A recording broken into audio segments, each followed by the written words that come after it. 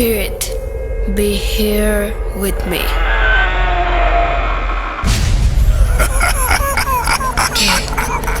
কে তুমি?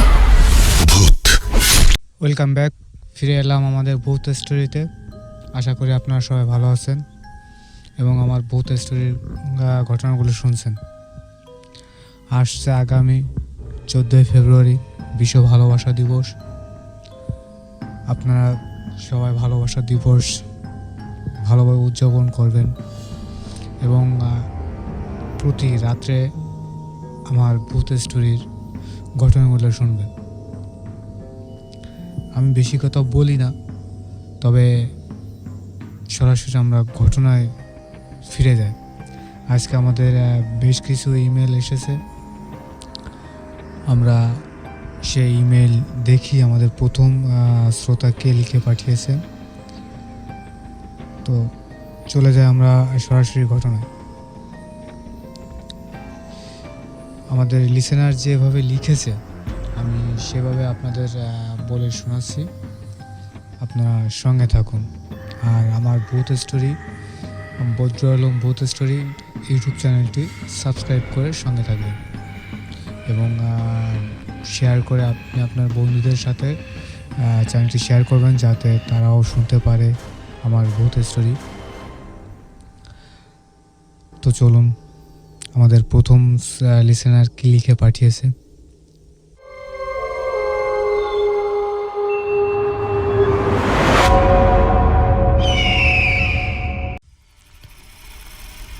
সেদিন বিকেলের ট্রেনেই আমরা ঢাকা রওনা দিলাম। অরুণ সকাল থেকে মন গম্ভীর করে রেখেছে, আমার সাথে কোনো কথাও বলছে না। অরুণ এমনিতে হাসি খুশি থাকে না,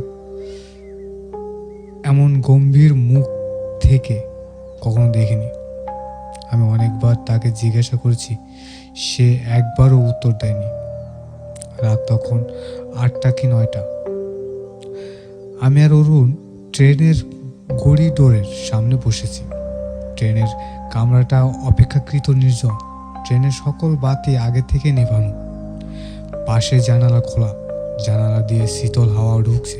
চাঁদের আলো খানিকটা এসে পড়েছে অরুণের মুখে, আর এতেই আমি তাকে আবছাভাবে দেখছি। এই অদ্ভুত পরিবেশে অরুণ আমার দিকে ফিরে আচমকা বলল, আচ্ছা শহীদ, তুই আত্মায় বিশ্বাস করিস? আলো ছায়াময় সেই নির্জন ট্রেনে কামরায় এমন প্রশ্ন শুনে শিউরে উঠে পড়ি, না আমি বিশ্বাস করি না। হঠাৎ প্রশ্ন করলি যে? অরুণ কিছুক্ষণ চুপ করে থেকে কি যেন ভাবতে লাগলো। তাহলে শোন, তোকে একটা ঘটনা বলি। Spirit, be here with me.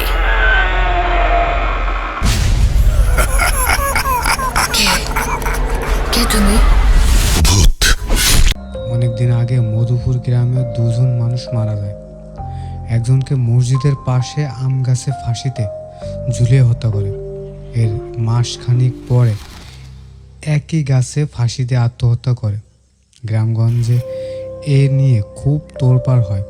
তখন থেকে গ্রামের মানুষ এই গাছটি এড়িয়ে চলে। পার্কপক্ষে কেউ রাতে ভুলেও আম গাছটির তলা দিয়ে যায় না। আমি গতকাল রাতে নামাজ পড়ে গাছটির নিচ দিয়ে যাচ্ছিলাম। তখন অন্ধকার কাটেনি, চাঁদের আলো হয়তো ছিল, কিন্তু আমি যখন যাচ্ছি তখন ঘোর অন্ধকার। এমনিতে আমি খুব সাহসী, কিন্তু আম গাছের তলা দিয়ে যখন যাচ্ছিলাম তখন খেয়াল করলাম আমি আসলে ভয় পাচ্ছি, সম্পূর্ণ বিনা কারণে ভয়। নির্জন একটা রাস্তা দিয়ে গেলে যে কেউ ভয় পেতে পারে, কিন্তু আমার ভয়টা সম্পূর্ণ অন্যরকম। আমার মনে হলো আম গাছটির গোড়ায় কিছু একটা দাঁড়িয়ে আছে। আমি কিছুই দেখিনি, তবুও মনে হলো কিছু একটা আমার দিকে তাকিয়ে আছে। তার অস্তিত্ব নেই, শরীর নেই, কিছুই নেই, তবু মনে হলো কিছু একটা আমার পাশে আছে।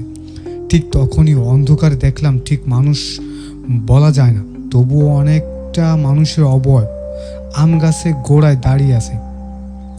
তখন এক জ্যান্ত ভয় আমাকে গ্রাস করলো। এমন তীব্র ভয় আমি আগে কখনো পাইনি। আমি খেয়াল করলাম আমার পা কাঁপছে। আমি এক চিৎকার দিয়ে মসজিদের বারান্দায় এসে অজ্ঞান হয়ে যাই। তারপর আর কি হয় জানি না। জ্ঞান ফিরলে দেখি মসজিদের বারান্দায় শুয়ে আছি আর অনেক মানুষ ভিড় হয়ে আছে। এক নিঃশ্বাসে কথাগুলো বলে অরুণ হাঁপাতে লাগলো। আমি প্রচণ্ড ভয়ে হারিয়ে ফেলেছি। সেই ট্রেন অরুণের সাথে আর কথা হয়নি। অরুণ সারা পথেই কী ভাবছিল। রাত 3টার যখন ট্রেন ঢাকায় পৌঁছায় তখন ট্রেন থেকে নেমে শুধু বলল, যাই, পরে দেখা হবে। অরুণ তাকে মগবাজারে আর বাবা মাকে নিয়ে, আর আমি থাকি মালিবাগে, একটা ফ্ল্যাটে ভাড়া করে। বাসায় ফিরে সেদিন আর ঘুমাতে পারিনি। বই পড়ে আলো জ্বালিয়ে কোনো রকম রাত পার করলাম। কিছুদিন পর প্রচণ্ড কাজের চাপে অরুণের গল্প ভুলে গিয়েছিলাম। মধুপুর যাওয়ার 1 সপ্তাহ পরে হঠাৎ অরুণ আমাকে ফোন করে অভ্রান্তে মতো বলেও, দোস্ত তুই আমাকে বাঁচা, কেন কি হয়েছে? আমি বোধ হয় পাগল হয়ে যাচ্ছি। কি হয়েছে খুলে বল। সেদিন গভীর রাতে মধুপুর থেকে ফিরে ট্রেন স্টেশন থেকে একটা রিক্সা নিয়ে বাসায় ফিরছিলাম। রিক্সাটা চলতে চলতে যখন অন্ধকার গলিতে ঢুকলো ঠিক তখনই আমার মনে হলো কিছু একটা আমার পাশে খালি জায়গায় বসে আছে। অনুভূতিটি এত তীব্র যে আমার পাশে এক ঝলক তাকিয়ে দেখলাম, সেখানে কিছুই নেই। আমি বুঝতে পারলাম এটা আমার মনের ভুল। আমার মনে এক অদ্ভুত চিন্তা আসলো, মধুপুর ভয়ানক কোনো কিছু আমার সাথে করে নিয়ে আসেনি তো? মন থেকে যতই চিন্তাটা ফেলে দিতে চাইলাম ততই তা ঝাঁকিয়ে বসলো। রিক্সা ভাড়া মিটিয়ে যখন আমাদের বাড়ির গলিতে ঢুকলাম তখনই ওইটাকে দেখলাম। সামনে অন্ধকার দাঁড়িয়ে আছে, তার চোখ মুখ হাত পা কিছুই নেই। মনে হলো আমার দিকে চেয়ে আছে, তার মুখে ত্রুটির হাসি। আমি দৌড়ে বাড়ির গেটে যেয়ে দারোয়ানকে ডাকতে থাকি। দারোয়ান আমাকে ধরে নিয়ে রুমে দিয়ে আসে। এত কথা অরুণ এক নাগাড়ে বলতে হাঁপাতে লাগলো। আমি বললাম, এসব তোর কল্পনা, চিকিৎসা নিলে মনে হয় ঠিক হয়ে যাবে। প্রথমে আমিও তাই ভেবেছিলাম। 3জন সাইকোলজিস্টের সাথে দেখা করেছিলাম, সব বলেছিলাম, কিন্তু তারা কিছুতেই কিছু করতে পারেনি। এখন আমি তাকে আমার রুমে দেখি কিছু একটা হাঁটছে আমার রুমে। ঘর অন্ধকার হলেই প্রায় দেখি মশারি ওপাশে কিছু একটা দাঁড়িয়ে আছে, তাই এখন বাতি জ্বালিয়ে ঘুমায়। আমি বললাম, ঠিক আছে, তোকে আর কিছু সাইকিয়াট্রিস্টের ঠিকানা দিচ্ছি, তুই গিয়ে দেখা করে আয়। ঠিকানা নিয়ে অরুণ ফোন রেখে দেয়। আমার দেয়া ঠিকানাতে গিয়েছিল কিনা ঠিক জানি না, কিন্তু মাস খানেক পর অরুণ যখন তার রুমের ফ্যানে ফাঁস লাগিয়ে আত্মহত্যা করে তখন খুবই অবাক হলাম। বহু কাজের মধ্যেও তার জানাজার গেলাম। সেদিন তার বাবা আমাকে জড়িয়ে ধরে খুব কাঁদলেন অনেকক্ষণ। কেন অরুণ আত্মহত্যা করেছে তা কেউ বলতে পারেনি, তবে শেষের দিকে অরুণ গভীর রাতে কে বলে চেঁচিয়ে উঠত আর একা কথা বলতো।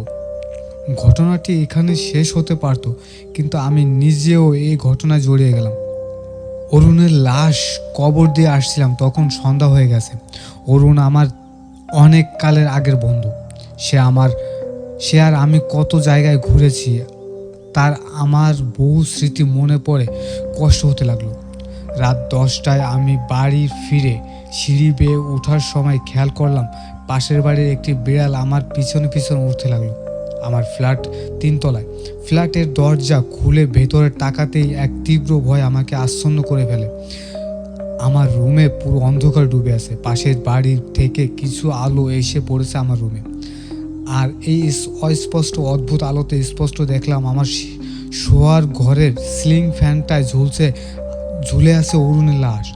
আচমকা ভয়ে কাঁপতে ভয়ে দৌড়ে নিচে নেমে গেটের কাছে এসে হাঁপাতে লাগলাম। দারোয়ান দৌড়ে এসে বলল, আরে ভাইজান, কি হয়েছে? লাশ কোথায়? লাশ আমার রুমে। দারোয়ান পানি দিয়ে বলল, লন পানি খান। আর কি হয়েছে খুলে কন। রুমের দরজা খুলে দেখি সামনের রুমের যে ফ্যানটা তাতে রশি পেঁচিয়ে কেউ একজন ঝুলে আছে। কন কি, চলেন তো আমার সাথে। ফ্ল্যাটে এসে দেখি কিছুই নেই। দারোয়ান হাসি দিয়ে বলল, বেহুদা ভয় পাচ্ছেন। দারোয়ান চলে গেলেও আমি ভেতরে ঢুকতে সাহস পেলাম না। আধ ঘন্টা পর যখন ঢুকলাম তখন আগের ঘটনাটা নিজের কাছে হাস্যকর মনে হলো। রাতে আরেকবার গোসল করে না খেয়ে ঘুমিয়ে পড়লাম। গভীর রাতে ঘুম ভেঙে গেল। আমার ঘুম এত সহজে ভাঙে না। তার মানে কিছু একটা হয়েছে। ভালো করে কান পেতে কিছু একটা শুনতে চেষ্টা করলাম। হঠাৎ মনে হলো কিছু একটা নিঃশব্দে হাঁটছে আমার পেছনে চারপাশ দিয়ে। মশারির জন্য ভালো করে কিছুই দেখতে পারছি না, তবুও মনে হলো ঘন অন্ধকারে কিছু একটা নড়াচড়া করছে। তীব্র ভয় আমাকে গ্রাস করলো। এত তীব্র ভয় আগে কখনো পাইনি। ঘরে বাতাস নেই, ফ্যান, তবুও তো আমি স্পষ্ট দেখলাম আমার মশারি নড়ে উঠল। হঠাৎ আমার কাছে মশারির দিকে আমার নজর গেল, আর আতঙ্ক নিয়ে দেখলাম সেখানে মানুষের মুখ দেখে যাচ্ছে। অনেকখানি জিভ বের হয়ে আসে, পুরো মুখে কালো রক্ত। জ্ঞান হারানোর পূর্বে টের পেলাম মানুষ পচার দুর্গন্ধ আমার রুমে জুড়ে ছড়িয়ে আছে। গভীর রাতে এখনো ঘুম ভেঙে যায়, তাকে থাকি। অন্ধকারে কিছুই দেখিনি, তবুও মনে হয় আমার দিকে। ভয়ানক কিছু হওয়ার দিন শুনেছি। বারান্দায় কিছু একটা হাঁটছে, বারবার পথ শব্দ শোনা যাচ্ছে, আর কিছু ফিসফিস শব্দ। এভাবে দিন দিন চলতে থাকে আমার।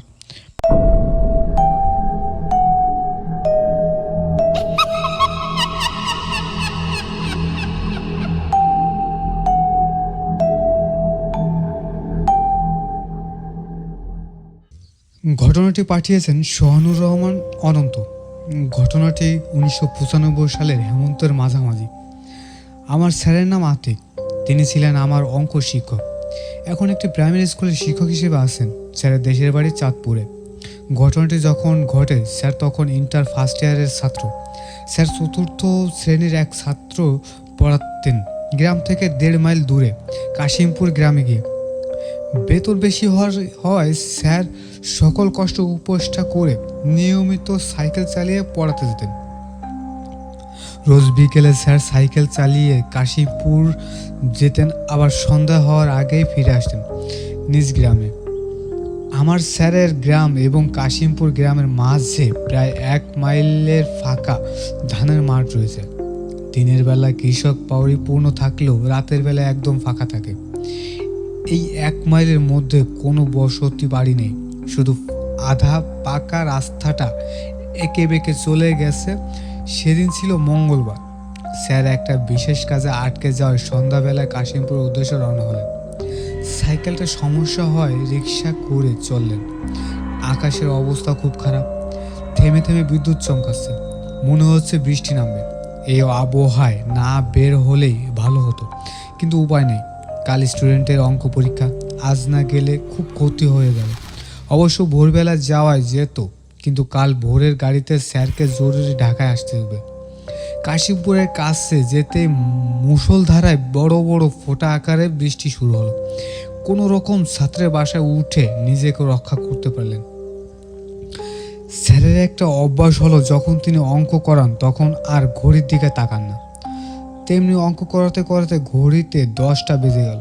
অবশ্য বাইরে যে ঝড় শুরু হয়েছে তাতে ঘড়ি দেখেও লাভ নেই। ছাত্রের বাবা এসে স্যারকে আজ রাতটা থেকে যেতে বলেন। স্যার হাসি মুখে বলেন, কাল ভোরেই ঢাকা যেতে হবে, অতএব আজ রাতে গিয়ে সব কিছু গোছাতে হবে। ঝড় থামলো রাত 11:30টায়। একটা ছাতা হাতে স্যার বেরিয়ে পড়লেন। স্যারকে সাবধানে যেতে বললে বাড়ির বাইরে পর্যন্ত এগিয়ে দিলেন ছাত্রের বাবা। চারিদিকে খুটখুটে অন্ধকার, মাঝে মাঝে বিদ্যুৎ চমকাচ্ছে। রাস্তার মধ্যে কাদা হয়, স্যারের চলতে বেশ কষ্ট হচ্ছে। 1 পা 2 পা করে স্যার সারা বনের কাছে চলে এলেন। সারা বন মানে সে বনের আশেপাশে কেউ থাকে না এবং খুব খারাপ বন। সারা বনের পাশে চিতা খোলা। স্যার মনে করে ভয় পেতে লাগলেন, তবুও সাহস হারালেন না। চিতা খোলা কাছে আসতে এক ঝলক ঠান্ডা বাতাস স্যারের শরীরটাকে হিম করে দিয়ে গেল। সাথে সাথে স্যারের শরীর বেশ ভারী হয়ে গেল। স্যার যত দ্রুত সম্ভব এগিয়ে চলেন। বাতাসে কাদা মাটির গন্ধ। স্যার খোলা রাস্তা ধরে এগোতে লাগলেন। আকাশে কালো মেঘের ফাঁকে মরা চাঁদ উঁকে দিয়েছে। চারদিকে মোটামুটি হালকা দেখা যাচ্ছে। একা একা স্যার হেঁটে চললেন। এমন সময় পেছনে পায়ের শব্দ পেলেন। বৃষ্টি হয়, রাস্তায় পানি জমে আছে, তা দেখেই পায়ের শব্দ আসছে। স্যার পেছনে তাকালেন, কোথাও কিছু নেই। আবার হাঁটতে লাগলেন। আবার পেছনে সেই শব্দ। স্যার আবার পেছনে ফিরে তাকালেন। এবার দেখলেন একটা বড় কালো রঙের কুকুর দাঁড়িয়ে আছে, স্যারের থেকে 5 থেকে 6 হাত দূরে হবে। চোখটা শুধু সাদা, মানে চোখ দুটো সাদাই। স্যার কিছুটা ভয় পেয়ে গেলেন, মনে মনে ভাবলেন এত বড় কুকুর তো জীবনও দেখেনি। স্যার আবার হেঁটে চলেন, পেছনে পায়ের শব্দ। স্যার বুঝতে পারলেন মারাত্মক একটা ভুল হয়ে গেছে, এত রাতে না বেরোলেই বোধ হয় ভালো হতো। মনে মনে স্যার ভাবছেন যদি একটা মানুষের দেখা পাওয়া যেত। ঠিক এমন সময় কে একজন স্যারের পিঠে হাত রাখলেন। চমকে গেলেন স্যার, পিছনে তাকে দেখে কিছু নেই, কুকুরটাও নেই। ফাঁকা রাস্তার দুপাশের গাছগুলো যেন ভেঙে পড়েছে স্যারের মাথায়, অথচ আশেপাশে কোনো বাতাস নেই। স্যারের আরো দ্রুত হাঁটতে গেলেন। এবার দেখলেন একজন তরুণী রাস্তার পাশে, অর্ধেক মাটির ভেতরে আর অর্ধেক বাইরে, স্যারের দিকে তাকিয়ে ডাকছে। তরুণীর চোখ দুটো সাদা, কোনো মনি নেই। পেছনে আবার সেই পায়ের শব্দ। স্যার তাকিয়ে দেখলেন এবার একটি নয়, দুটি নয়, কয়েক হাজার কুকুর স্যারের পিছনে দাঁড়িয়ে আছে। আমার সাহসী স্যার তখন একেবারে সাহস হারা হয়ে গেলেন। হিংস্র কুকুরগুলো এখনই মনে হচ্ছে স্যারকে ক্ষত বিক্ষোভ করে দেবে। সামনের দিকে তাকিয়ে আরও ভয় পেয়ে গেলেন স্যার। একটা ছায়ামূর্তি বাতাসের গতিতে এগিয়ে আসছে স্যারের দিকে। খোলা রাস্তা, তাই অনেক দূরে থেকে দেখা যাচ্ছে। ছায়ামূর্তি দেখে মনে হচ্ছে কোনো কাফনে মোড়ানো লাশ, সাদা কাপড়ে বাঁধা, পা নেই, মাথা নেই। আবার পিছনে কুকুরগুলো হেসে উঠল। কি ভয়ানক সেই হাসি, তা দেখে বোঝানো যাবে না। স্যার কি করবেন ভেবে পাচ্ছেন না, শুধু বুঝতে পারছেন প্রচণ্ড ভয় পাওয়ার কারণে তার হাত পা নাড়াতে পারছেন না। ছায়ামূর্তিটি ঝড়ের গতিতে এসে স্যারকে ধাক্কা মারে। কানে ভেসে আসে ভয়ানক হাসির শব্দ। তারপর আর কিছু মনে নেই স্যারের। যখন জ্ঞান ফিরেছে তখনই নিজেকে ধানের মাঠে আবিষ্কার করে। কাদা জলে ভিজে আছে পুরো শরীর। রাস্তা থেকে 10-20 হাত দূরে। চারদিকে তখনও অন্ধকার। রাতের নীরবতা ভেঙে কানে ভেসে আসে ফজরের আজান। স্যার আলো ফোটা পর্যন্ত অপেক্ষা করে এবং আলো ফুটলে নিজ গ্রামে চলে যায়। গল্পটি খুবই সুন্দর, যে পাঠিয়েছেন খুব সুন্দরভাবে পাঠিয়েছেন, এবং তিনি যেভাবে লিখে পাঠিয়েছেন আমি আপনাদের সেভাবে বলার চেষ্টা করেছি। আশা করি আপনাদের সবাই ভালোই লাগবে। আমার ভূত স্টোরির গল্প আমার ইউটিউব চ্যানেল বদরুল আলম ভূত স্টোরির সঙ্গে থাকবেন, এবং চ্যানেলটি সাবস্ক্রাইব করে শেয়ার বাটনে ক্লিক করে আপনি আপনার বন্ধুদের সাথে শেয়ার করবেন, যাতে তারাও শুনতে পারে আমার ভূত story. Spirit, be here with me.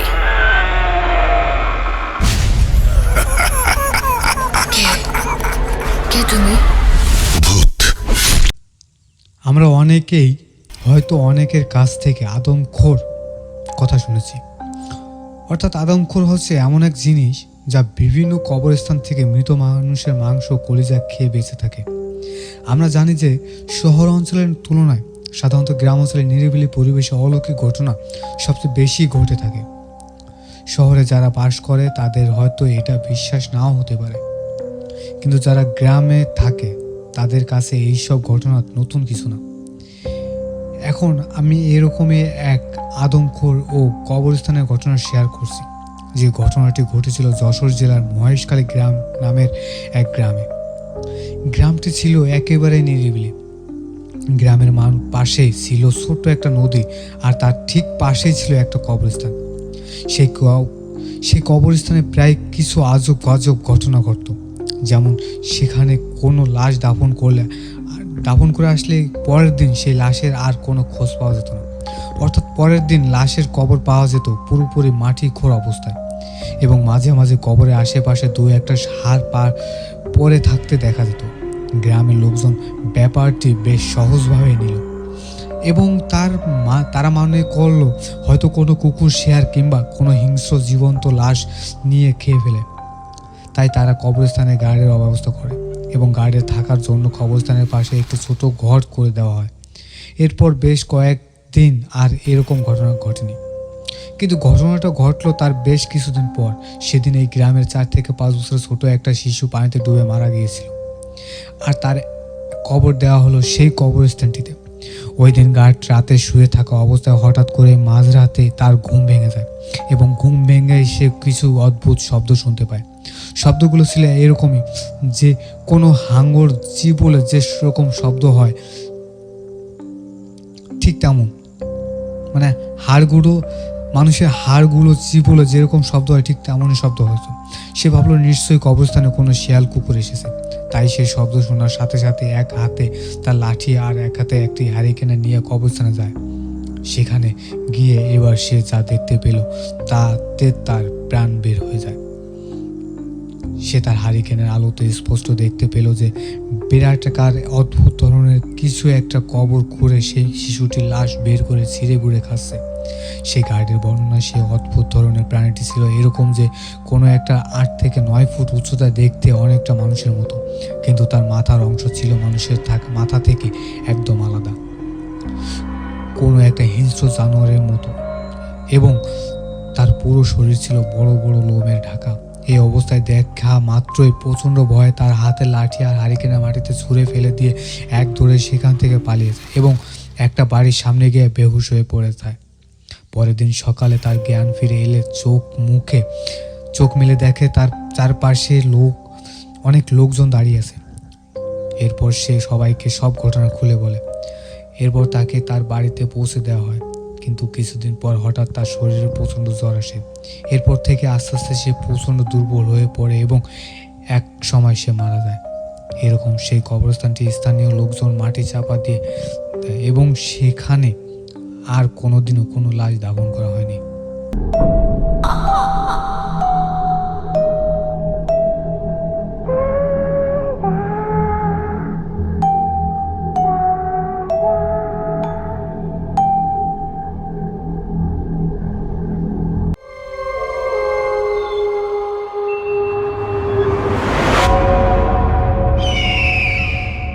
পদ্মার পাড়ে স্থায়ী ছেলেদের মুখে শোনা যায় অনেক গা ছমছমে অভিজ্ঞতার কথা। বিশেষ করে গভীর রাতে যারা মাছ মারতে যায় তাদের কথা শুনে পিলে চমকে যায়। কয়েকজনের সাথে মুখোমুখি সাক্ষাতে কথা বলে জানতে পারি যে ভোর হবার খানিক আগে নাকি নদী মোহনায় প্রচুর মাছ পাওয়া যায়। এই লোভে স্থানীয় অনেক জেলেই এই সময়টা বেছে নেয় মাছ ধরার জন্য। যারা এই সময় মাছ ধরতে গিয়েছে তাদের প্রত্যেকেরই জীবনে কখনো না কখনো একটা অদ্ভুত ঘটনার মুখোমুখি হতে হয়েছে। ঘটনা খুবই সাধারণ। সবার প্রথমে যার সাথে কথা হলো তার নাম তৈয়ব মাঝি। নিজের ভাইপো হাসানকে সাথে নিয়ে তিনি এক রাতে মাছ ধরতে বের হন। রাত 3টার দিকে হঠাৎ করে নদীতে বাতাস একেবারে থেমে যায়। উল্লেখ্য, নদীতে বাতাস পড়ে যাওয়া মানে ঝড়ের পূর্বাভাস। তিনি হাসানকে বলেন হাল ঘুরিয়ে ফিরতি পথ ধরতে। ওনারা মাছ ধরতে তো অনেকটা ভেতরে চলে গিয়েছিলেন। হঠাৎ তারা উভয় লক্ষ্য করেন তাদের থেকে প্রায় মাইল খানেক সামনে গিয়ে একটি যাত্রীবাহী নৌকা যাচ্ছে। নৌকাটা হয়তো চোখে পড়তো না, কিন্তু অবাক লাগলো কারণ নৌকার উপরে ছাউনিতে একটা অদ্ভুত রঙের বাতি দেখা যায়। অনেকে নীলচে আভা বের হচ্ছে সেই বাতি থেকে। মানুষগুলো হয়তো বিপদে পড়তে পারে ভেবে তৈয়ব দ্রুত বৈঠা বেয়ে হাসানের সাহায্যে ওই নৌকার পাশে চলে যায়। নৌকার ভিতরে উকি দিয়ে চমকে যান তৈয়ব। নৌকার কোনো মানুষই নেই। তার চেয়ে ভয়ঙ্কর হলো নৌকার পাটাতনের পরে আছে এক গাদা লাশ, পুরোনো লাশ পচে গলে আছে। ছাউনের ভেতর একটা মরচে পড়া হারিকেনের আগুন জ্বলছে। তৈয়ব আলীর মুখ দিয়ে চিৎকার বেরিয়ে যায়।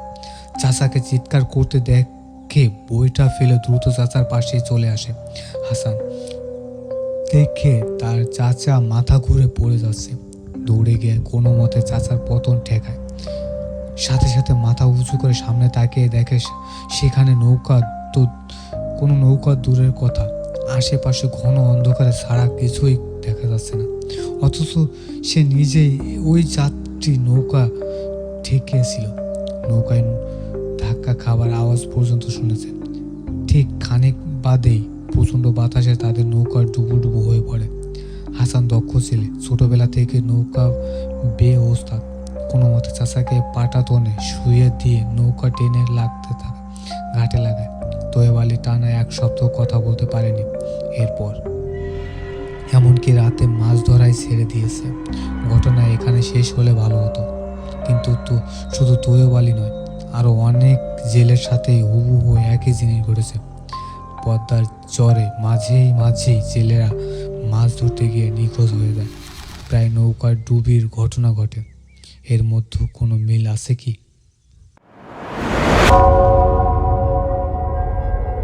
Spirit, be here with me.